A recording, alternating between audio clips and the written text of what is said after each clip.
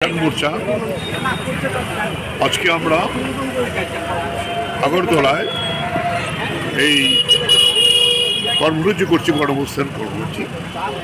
আপনারা জানেন ইতিমধ্যেই সংযুক্ত কিষাণ মোর্চা ঘোষণা করেছে যে কৃষকদের যে অপূরণীয় দাবি, যেটা নিয়ে আমরা গত 3 বছর যাবৎ লড়াই করছি, তার জন্য আগামী 14ই মার্চ দিল্লির রামলীলা ময়দানে পাঞ্জাব, হরিয়ানা, ইউপি, রাজস্থান, মধ্যপ্রদেশ কৃষকরা ময়দানে মহাপঞ্চায়েত সংগঠিত করবেন। দেশের অন্য জায়গার কৃষকরা এবং শ্রমিক শ্রেণীকে যুক্ত করে আমরা বিভিন্ন ধরনের কর্মসূচি আমরা দিচ্ছি এবং আগরতলায় এই কারণে আজকে আমরা ওই দিল্লির মহাপঞ্চায়েতের সমস্ত এই গণঅবস্থান কর্মসূচি নিয়েছি। আমরা একটা অভিযোগের মধ্যে গণঅবস্থান চলবে। তার মূল দাবি হলো যে ন্যূনতম সহায়ক মূল্য, যেটা যে আমাদের ফসলের উৎপাদন খরচা তার সঙ্গে 1.5 গুণ যুক্ত করে স্বামীনাথন যে ফর্মুলা দিয়েছেন তার ভিত্তিতে করতে হবে এবং সেখানে সরকারকে এই কৃষকদের সমস্ত দাবিগুলো যেগুলো সিগনেচার করেছিল, তখন দুর্ভাগ্যের বিষয় হলো নির্বাচন আসছে, যে মিনিস্টার 4 জন কৃষক এবং একজন সাংবাদিককে হত্যা করেছিল, অজয় মিশ্র টেনি, তাকে আবার প্রার্থী করেছেন। তাহলে এই সরকার একেবারেই কৃষক বিরোধী, গুন্ডাগার্দি যারা করতে পারে, কৃষক আন্দোলন যারা দমন করার জন্য আছে। ফলে এই জায়গায় দাঁড়িয়ে আজকে আমাদের গোটা দেশের কৃষকরা আজকে প্রধান স্লোগান রয়েছে, কৃষক বাঁচাও, মোদি হটাও। আগামী নির্বাচনে আমরা গোটা দেশের কৃষক সমাজের কাছে এই আহ্বান নিয়ে সংযুক্ত মোর্চা এগিয়ে আসছি। এটাই আজকের মোর্চা। ত্রিপুরা রাজ্য কমিটির পক্ষ থেকে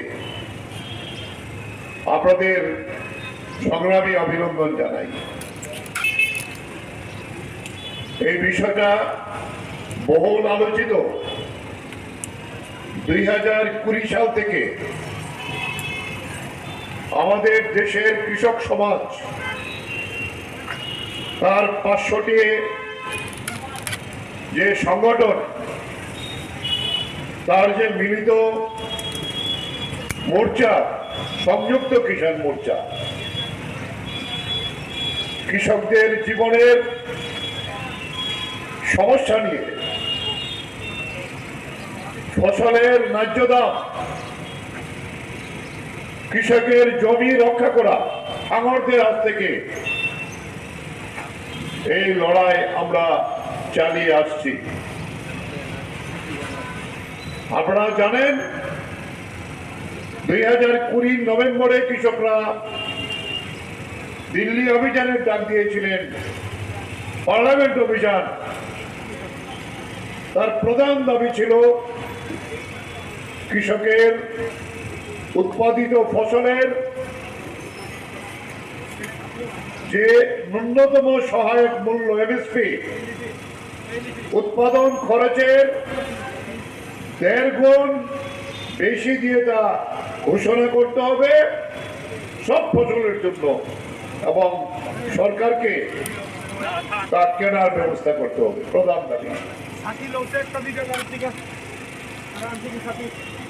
এই দাবির মধ্যে আরেকটা প্রধান দাবি ছিল, আপনারা এটা জানেন, নরেন্দ্র মোদীর সরকার কোভিডের যখন পরিস্থিতি, ওই পরিস্থিতিতে সেখানে 3টি কৃষি আইন প্রণয়ন করেছিল, অর্ডিন্যান্স। প্রথম, তাতে কৃষকের জমি তাকে নিয়ে নেওয়া, এটাই ছিল তার মূল লক্ষ্য।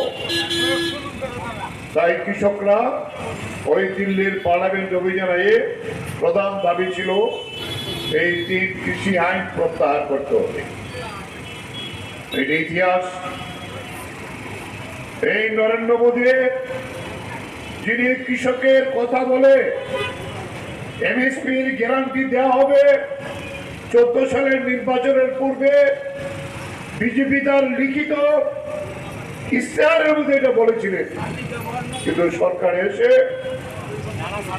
দেশের পুঁজিপতিদের স্বার্থে, দুইজন তিনজন আদানি আম্বানিদের স্বার্থে তাদের নির্দেশে পায় এই আইন তৈরি করেছিলেন।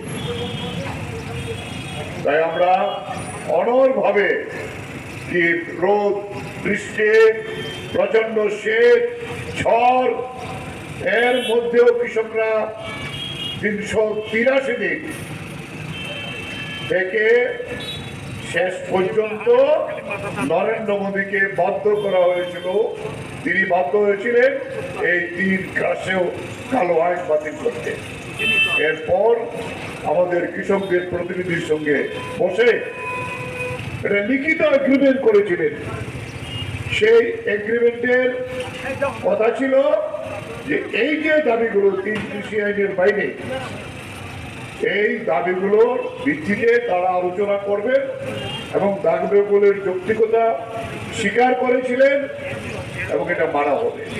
আজকে পর্যন্ত একবারের জন্য কৃষক প্রতিনিধিদের ডাকিনি এই আইন, সেখানে আমাদের যে দাবিগুলো তার জন্য কোনো কথা নরেন্দ্র মোদী কিংবা বিজেপি তার সরকারের পক্ষ থেকে আসে।